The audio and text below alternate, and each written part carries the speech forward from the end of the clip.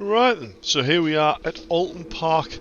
There's a bit of a rarity actually. This is a practice session that we booked on the morning of the race day. Obviously, anyone who's watched this channel before knows we don't usually do practice. But yeah, a bit of a rarity. It came up cheap, and we thought we might as well book onto it and just get a feeling for the car at Oulton Park. Because Snetton felt like it was a step in the right direction, so booked onto it, and as you see, it's wet, which I know you can't tell what's going to happen in the future, but unfortunately the rest of the day was bone dry, which made this practice session, for all it was quite fun and quite sideways, it was just a bit pointless really. So yeah, so we had a brake issue at Snetton as well, so it was quite nice to get out on track and make sure we'd fixed that issue, which we certainly had.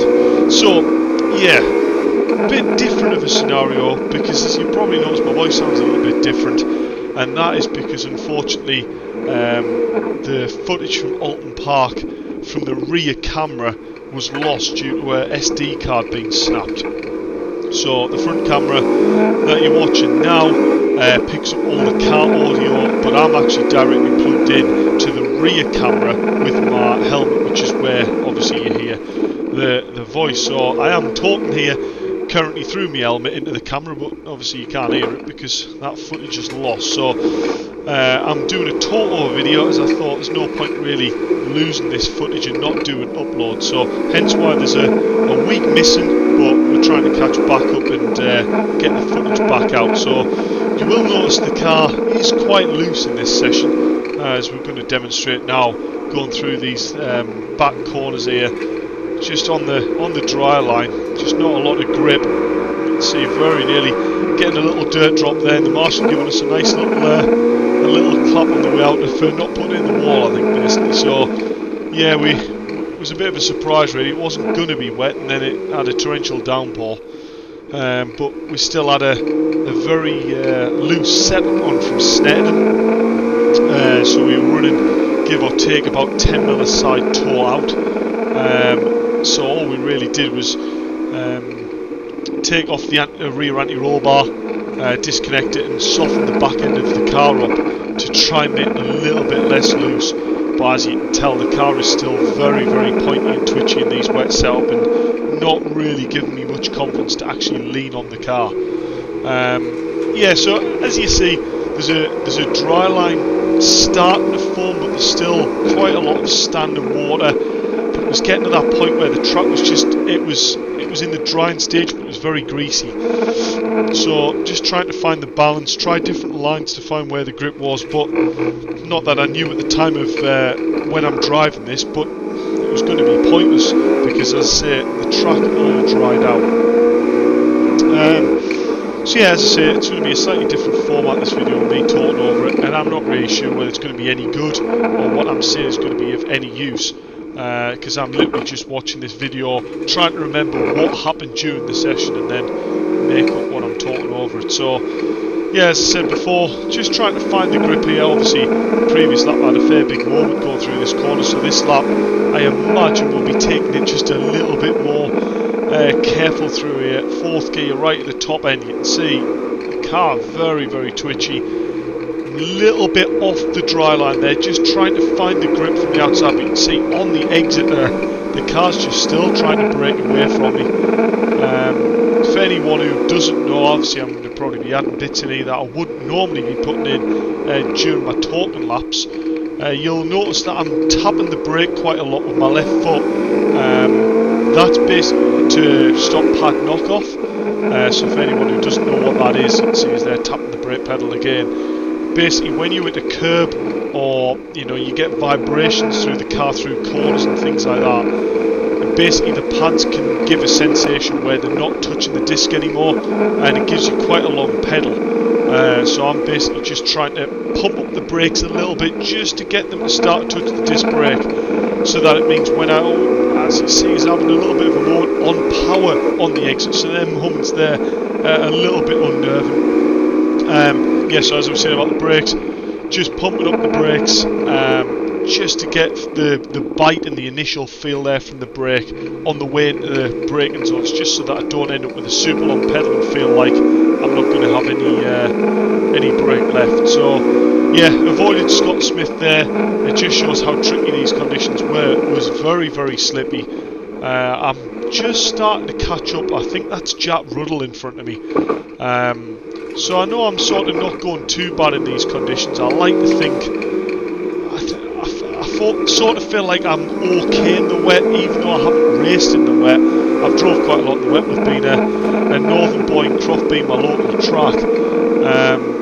Yeah, so my car feel, I like to say, is not too bad, and I don't mind the car moving underneath me quite a lot.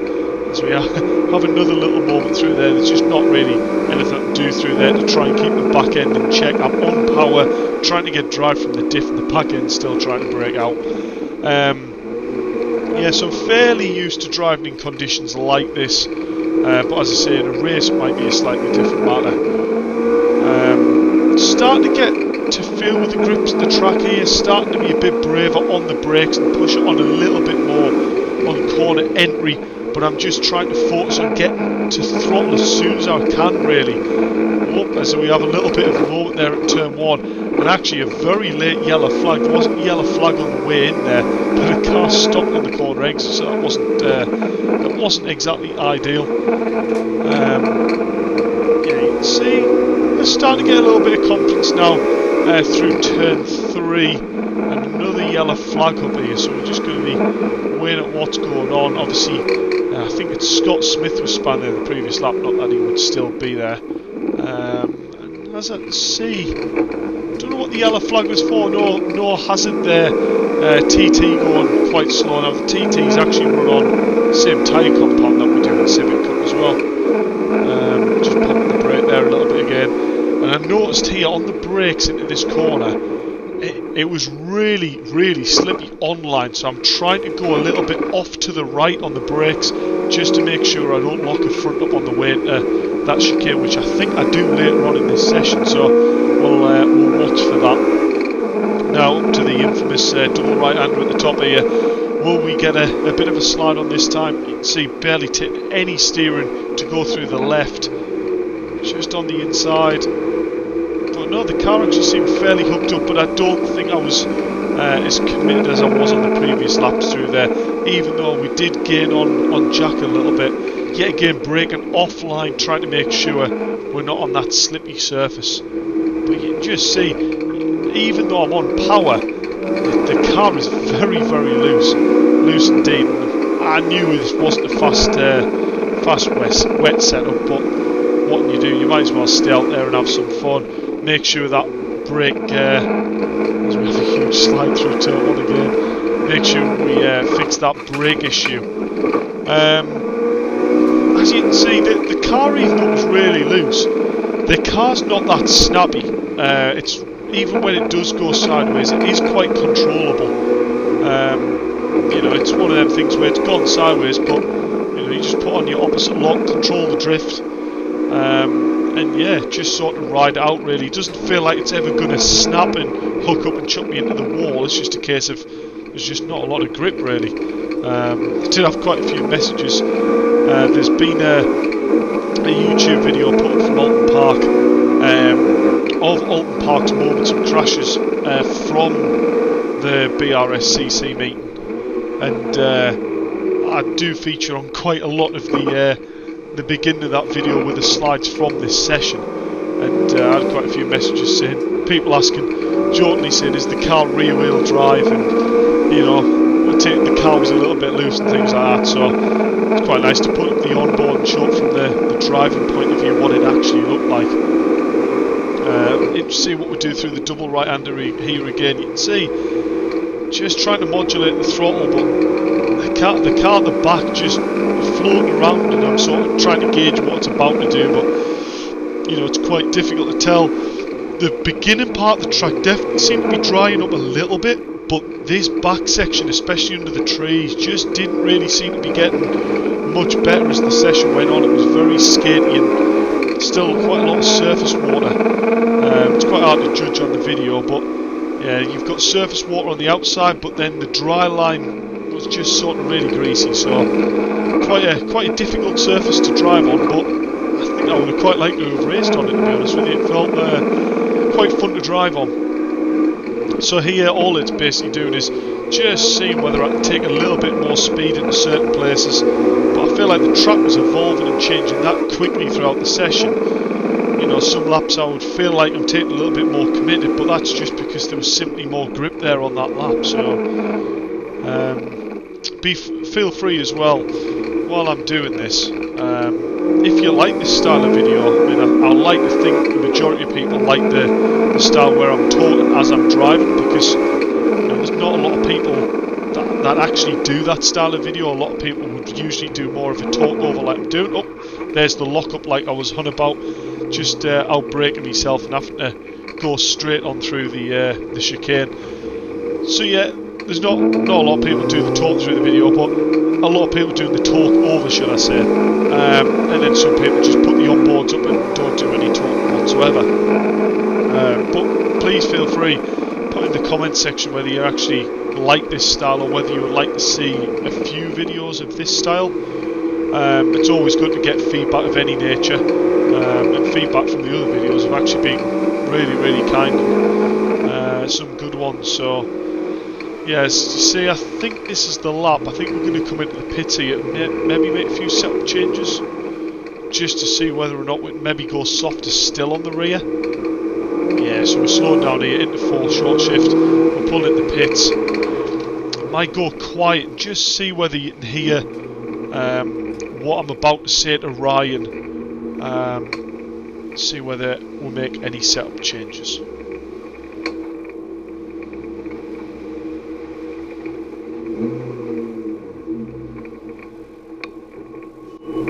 Just check back tyre pressures. Yeah, so I've just asked whether he can check the rear tyre pressures there of the car to find out whether we were in the right window for going out. You know, this is basically a test session for the future. You know, if we get a wet session or anything like that, just to make sure we're in the right ballpark with tyre pressures and the camber. He'll be checking across the tyre maybe to make sure the inside and the outside and the temperatures are good across the board. So he's checking the fronts there as well. I think probably the feeling I got in the car was the backs just weren't really in the right place, but we'll see what he says here.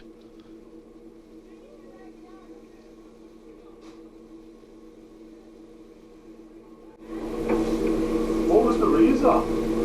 What was the rears at? Rears were like 31. That's not about right, so you should went up to 30. Right, fair enough. Yeah, we'll go back, it's getting open because it's dry in place, but it's still wet in others, but it's kind of like where you've got that transition between the wet and the dry, you've got this like line of grease. Right.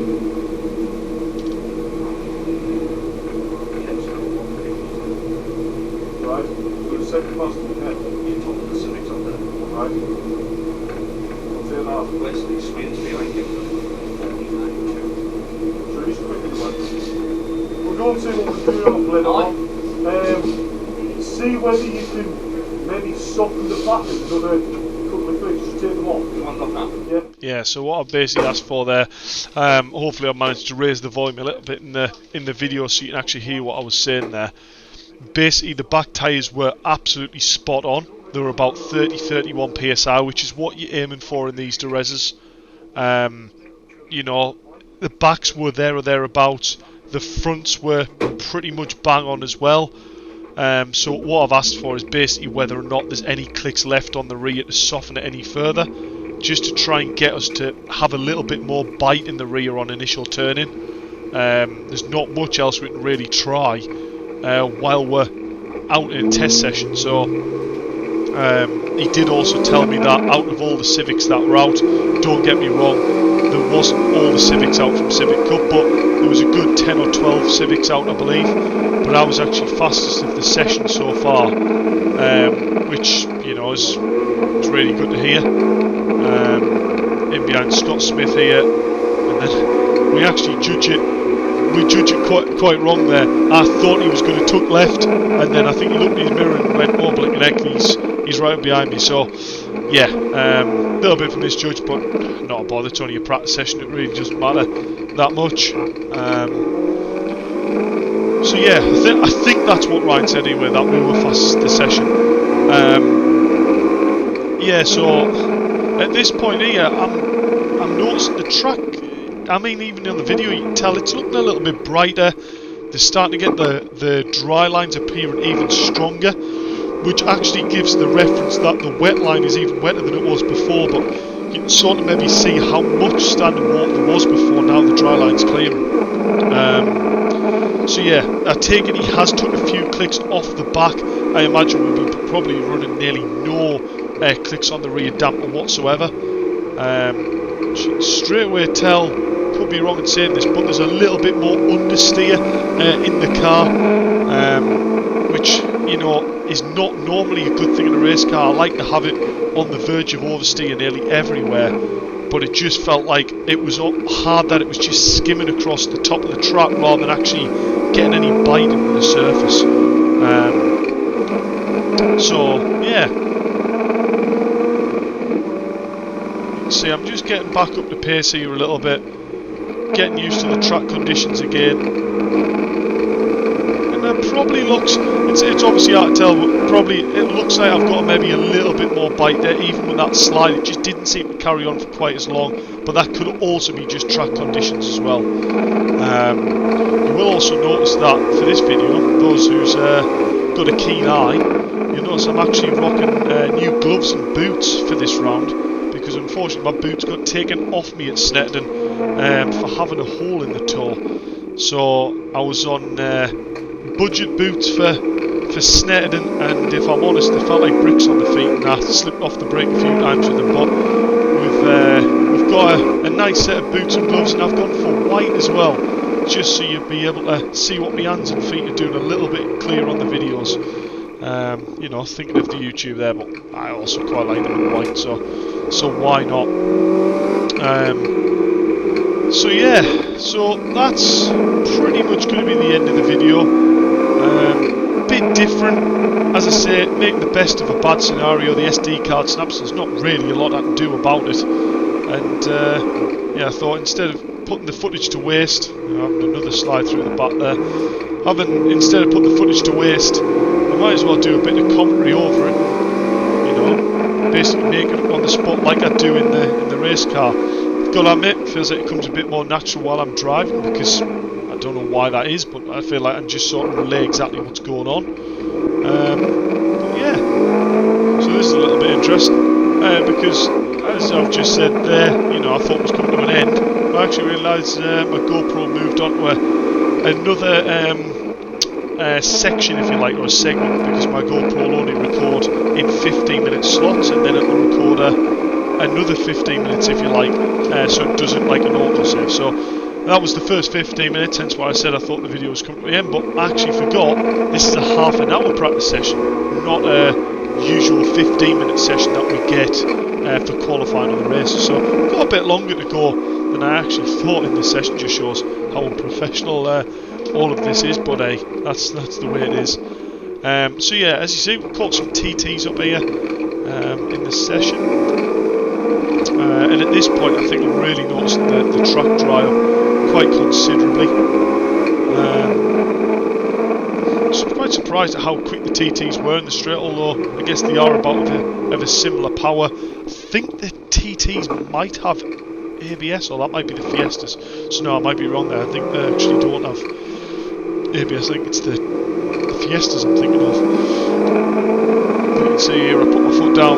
Them TTs have got some pull initially, but I just have the confidence to stick it around the outside of the wet line and go for it. But I did actually notice there was still quite a bit of grip on the wet line, and I think that's when I started to play around with the line and that double right-hander, going inside of it, where you wouldn't usually be on the brakes, turning that corner. Actually give the car quite a lot more initial grip. You see, I'm still braking a little bit offline, trying not to get onto the dry slippy line, if you like. And then when you come back onto it, you can almost hear the front end trying to spin up and lose traction. Down to turn 1, on the wet a little bit, just trying to get my braking as straight as I possibly can. And you can see the car's still pretty loose. Getting quite a nice little slide onto the wet AstroTurf. I thought it was going to be a little bit slippier than it was actually, but it wasn't too bad. See, we're actually getting almost full throttle quite early through turn 3 now, so we're getting more and more confident. You've got to remember that, you know, I've got limited experience still on this racetrack, never mind it in the wet, so I'm trying to relearn the track as well as driving it in the wet, so it made it a little bit interesting. But I thought, you know what, at least we can get out in track, have a little try of the car, make sure this brake issue was sorted, which I might as well tell you what that was. Basically, it's snetted, and if you watch the videos prior, you'll notice I said the brake pedal felt strange. It was going hard, but wasn't really slowing the car down that much, almost like I had a brake servo problem, or I'd glazed the pads. Sometimes feels like that as well. But it was strange because when I slowed down and came back to park firm there, the brake pedal went back to being absolutely normal. So I guess glazed pads do have that sort of effect, because you're not obviously relying on stopping the car from significant speed, obviously in the paddock. But it turned out there's a check valve that basically runs all the way to the brake servo from your throttle body. That uses a vacuum, and it basically holds pressure in your braking system. So the idea being is, if you lose your engine or whatever, there's the end of the session there. If you ever lose your engine or anything like that in a road car, you know, you've got 2 good solid presses in your pedal before you lose that pressure. You've got to press it extremely hard to get the same pressure. So you basically still have servo assistance. That check valve is located just after the servo, or before the servo, whichever way you want to think of it, and it's right above the exhaust manifold. Now, we haven't really had this problem before, other than actually, ironically, Oulton Park previous year. Both times it was extremely hot. So I can't remember, unfortunately, who it was that told me about this, but it's got a little ball bearing or a valve in it, and basically when it gets too hot, it struggles to regulate, it struggles to move backwards and forwards, and in doing so, it struggles to regulate the pressure.